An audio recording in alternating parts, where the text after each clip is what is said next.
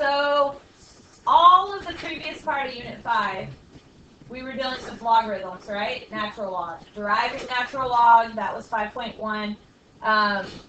Integrating natural log, that was 5.2. And then we get into 5.4, and it has everything to do with exponential. In particular, e to the x. So today we're going to derive things with e to the x.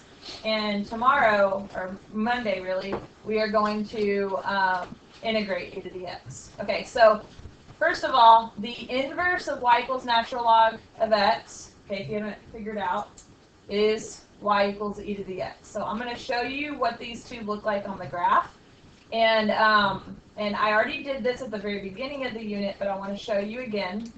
So the old thing, this is what we did in 5.1 and 5.2, natural log. Remember, natural log, you could only take natural log of positive numbers, right? Yeah. There was a big restriction on the domain of natural log. Okay. Also, it had this 0.10, which means that when you take natural log of 1, you always get 0. What is natural log of 0? Oh, E. No. Look at the graph. What is natural log of 0? It doesn't exist because there's a vertical asymptote right there. Okay. So then we get into y equals e to the x, and it's just your typical exponential growth function. There's a point right here at 1, 0. Okay. Oops, not 1, 0. 0, 1. I've been doing this too much today. Going back and forth. 0, 1. And that should make sense because e to the 0 power is 1, right? When you take any number to the 0 power, you get 1. Exception being 0 to the 0, which is a whole other weird thing. Okay, so if you look at these two graphs, they are reflected across y equals x. That's what inverses do. They reflect across y equals x.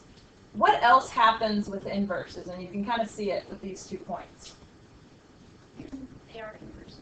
Yeah, but what does that mean? What split? The x and the y is switched.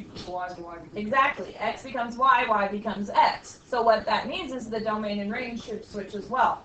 For natural log, the domain was 0 to infinity. That's what the range is now of e to the x. And we can see that bottom to top, 0 to infinity.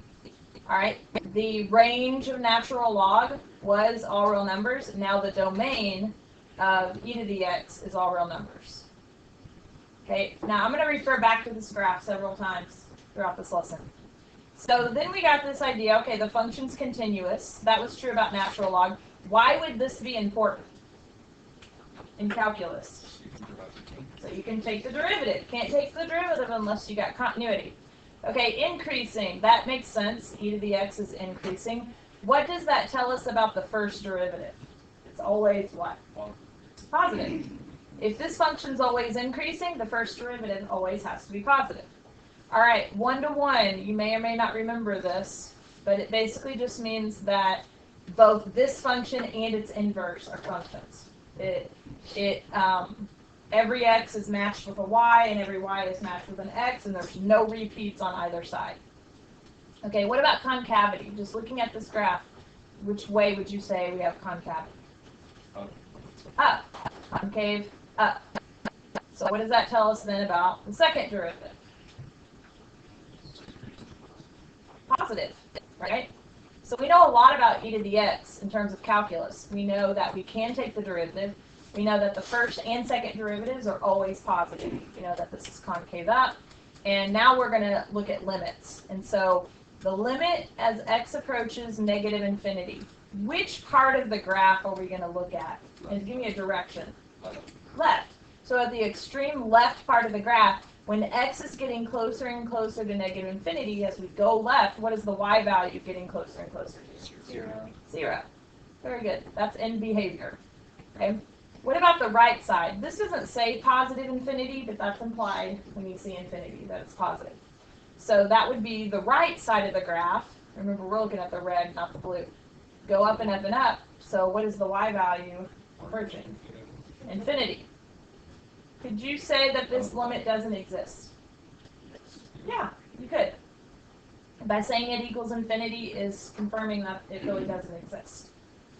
Okay, so now let's review just a little bit of Algebra 2 pre-cal, okay, because this is going to pop up from time to time when we get into where we're going with this next. Okay, so when you're trying to solve an equation, 7 equals e to the power of x plus 1, you've got to get that x out of the power, okay? Any ideas on how we could do this? Okay, so I can rewrite this in log form, so I can say log base e of 7 is not exactly what y'all said, but I'm kind of combining everybody's into one. And log base e is the same as natural log, right? This right here is ln, natural log. So then what would x equal? Natural log of 7 minus 1. And this is a great answer. If you were doing a word problem and you needed, you know, like an approximate answer, you could type that in your calculator, everything would be fine. Okay, another way to have done this, I just want to show this strategy because it's something that's seen a lot, is you could take natural log of both sides. Okay, and I think one of you actually said this. So natural log of 7, that would be the left side. And then if I take natural log of the right side, what happens when you take natural log of e to a power? It becomes just that power. So you see, you get the same exact thing either way. Okay? Both of those strategies you see. Now when we're working a problem like 2, the difference in this is we already have a natural log, and we're trying to get x out of that. We're going to have to use e to do this. So the first way, which is the way I think most of you are going to do this, is to rewrite it. And again, remember that the base on natural log is e. So if we rewrite this, we got e to the 5th equals the log argument, which is 2x minus 3. And so I've unlocked the x, basically. It was trapped inside the log, now it's free, and I can isolate it. So I'm going to add 3. And then divide by 2.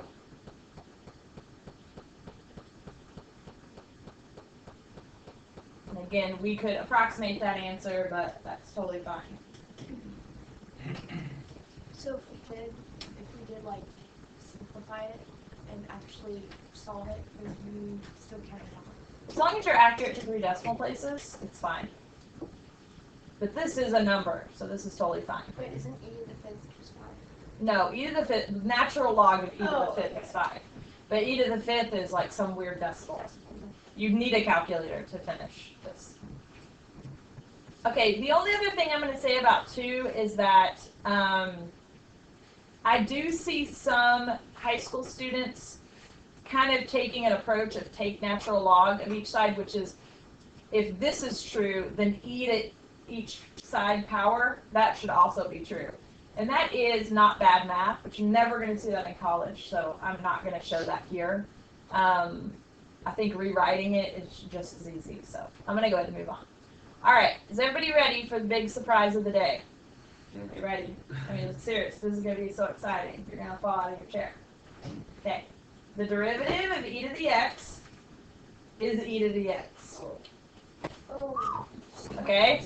Derivative of e to the x is e to the x. Now, if instead of an x you have something else, it might get a little bit more complicated, and it will.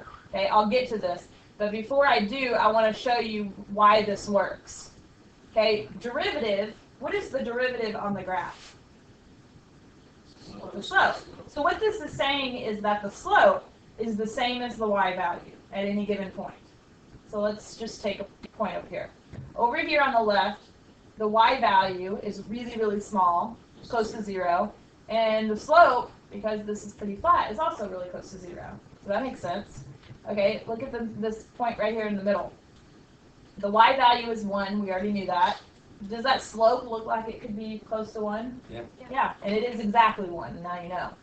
Okay, and as you go on, the y values get bigger and the graph gets steeper because of that concavity. That's what's doing that. And so that's why the derivative of e to the x is itself. Now, we know it's not going to stay that way, and you can look here at 3 and 4 that the powers are going to get more complicated, but there's really only one tiny little step you need to do. Okay, so let me explain this a different way. When you have e to some power, okay, the outer function being e and the inner function being what's ever going on in the power, you're going to say, okay, take the derivative of this outer function, which is e, which means keep it unchanged. Then you're going to multiply by the derivative of the inner function, du. What does that sound like? Chain rule. This is exactly chain rule. That's why it works this way. Okay, so when we're looking at a problem like 3, you got to take the derivative.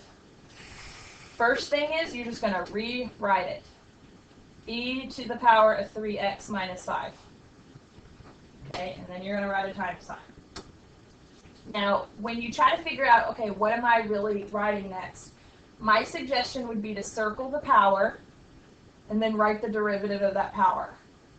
The reason I think it might be helpful to circle it is because sometimes there's a whole lot going on and it's confusing about maybe what you're supposed to write the derivative of. But if you have it circled there, you can like have tunnel vision and only look at that one piece. Okay, that's your answer. Like simplify, can we do 3e? You could put 3 in the front. Yeah, you could. All right, so on 4, again, take the derivative. The first thing you're going to do is just rewrite it. And then write a times sign. And again, remember you're trying to write the derivative of this power. Okay? It might be helpful to rewrite, whoops, here we go. To rewrite this as negative 7x to the negative 2. The reason this is helpful is because it gets me out of using quotient rule. Okay, so what's the derivative of this power now? 14x to the, is it negative 1 or negative 3? Negative 3. Negative 3. With deriving, we subtract the 1 from the power. And that's the answer. And that's it. Catherine?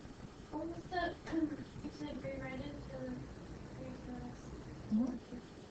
is that, why didn't you put that in? Well, the thing is, I could have wrote that right here. I could have written negative 7x to the negative 2 right here. Could have done that. Okay, but I really didn't get to that. Here, let me back up. My suggestion is always just rewrite the problem times. My goal on the next part was to take the derivative of the power that I've circled.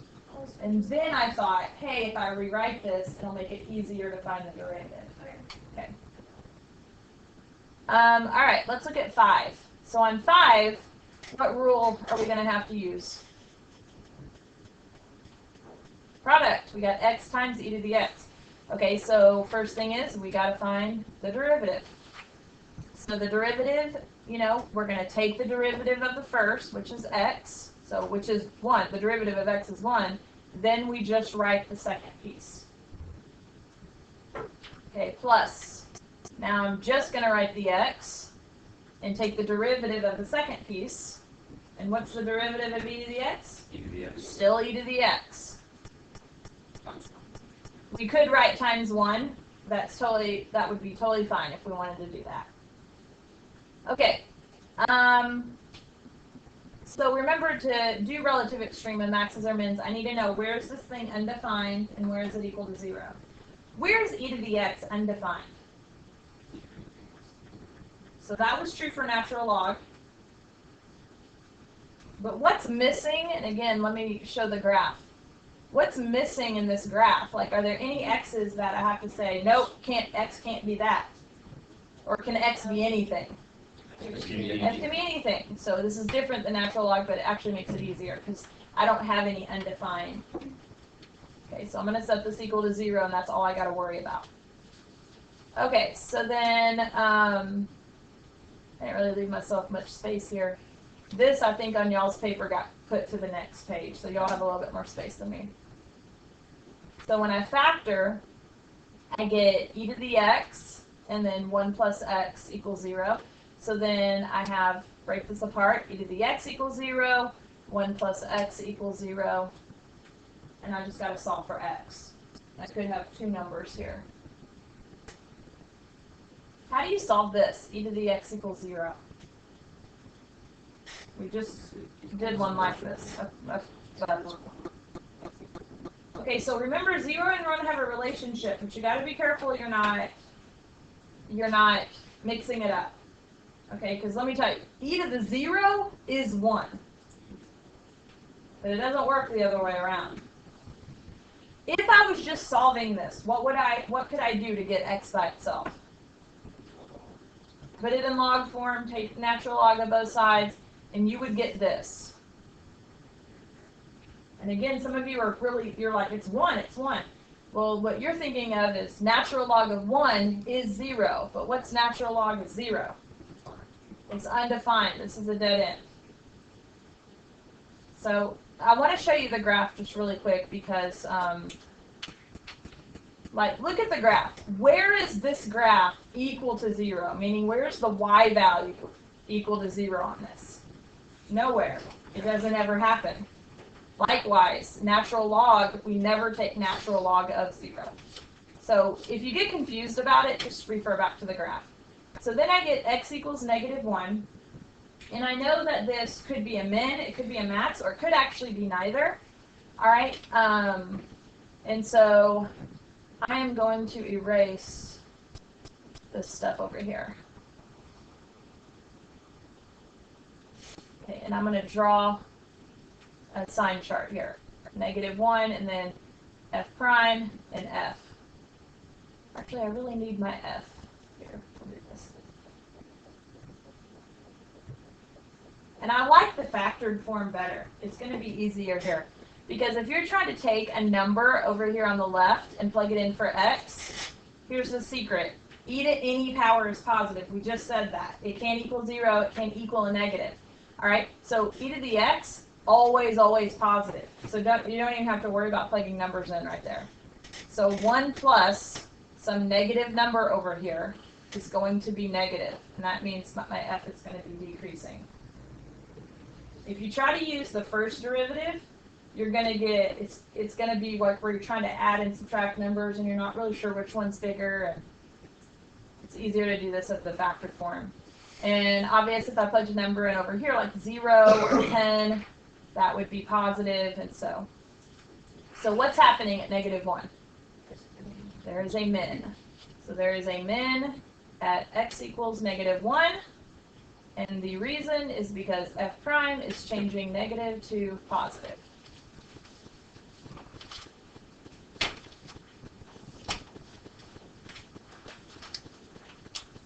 Okay, so this last problem, it seems like, oh, it's a word problem, and sorry that it got cut to the next page. I went back and edited one thing, and I missed this. It scooched it, and I didn't want it to.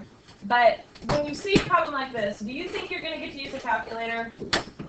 Yeah, you're going to get to use a calculator on this, okay? And so it says from 1970 to 1990, number of medical doctors is modeled by this equation. So y right now is a number, okay? It's not a rate. It's not an acceleration. It is a number of people. T equals 0 represents 1970. At what rate, this word should jump out at you, was the number of MDs changing in 1988? Okay, so we have two things. The rate here tells us what we're going to need to do. And what is that? Derivative. We're going to have to find the derivative. Okay, so we're going to have to find y prime. The year is telling us, okay, after you do that, you're going to have to plug a number in. And what would that number be? Yeah, 18. All right, so let's find the derivative. So the derivative would be, okay, we leave this number alone, and if you wanted to do this on your calculator, that would be fine. I'm going to not do it by hand, number crunch by hand, but I'm going to go ahead and use our rule, which was just rewrite it, then times, and here's where students get mixed up. They want to write, I don't know why exactly, but they want to write the whole power. You're not writing the power. You're writing the derivative of the power. Okay, so remember, you're going to circle the power, and you're going to take derivative of that, and this is the number that you put next. Yeah. So there's no t right here. It's just the number because it's the derivative of the power. So this is the rate in general. We want to find the rate at t equals 18, so you're going to plug 18 into your calculator for t. So I want you to go ahead and do that. Make sure that you're able to get the right number. In second period and third period, a lot of people didn't get the right answer. And so I just want to make sure that you can plug this in and get the right answer, and then any weird little things that come up, we can take care of them right now.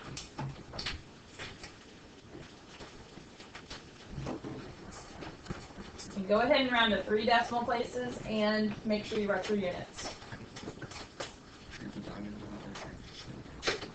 Well, if you do diamond enter when it didn't give you a decimal and you wanted a decimal.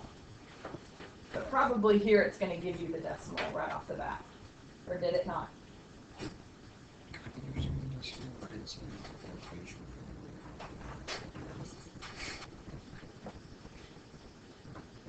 Okay, you put an X in. You need to put 18. Or like, okay, so you found the derivative. You need to actually plug 18 in. So you could store 18. Do you see what I mean?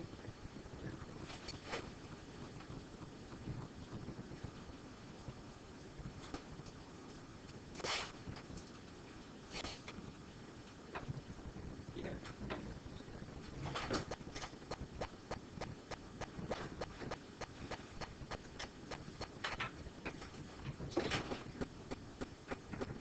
Huh? Is it like 20,000? Yeah, it's 20-something thousand. Something.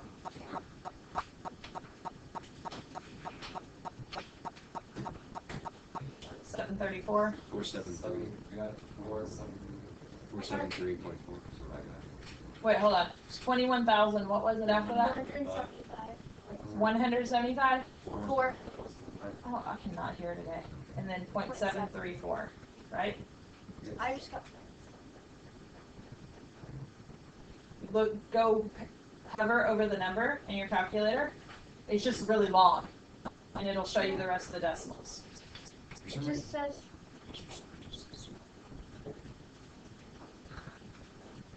For some reason mine's 21,473.4. Okay. Hold on. Yeah. Y'all are all, I can't even hold it. Let me just double check this, and then I will help y'all. I want to end the video before I do all that anyway.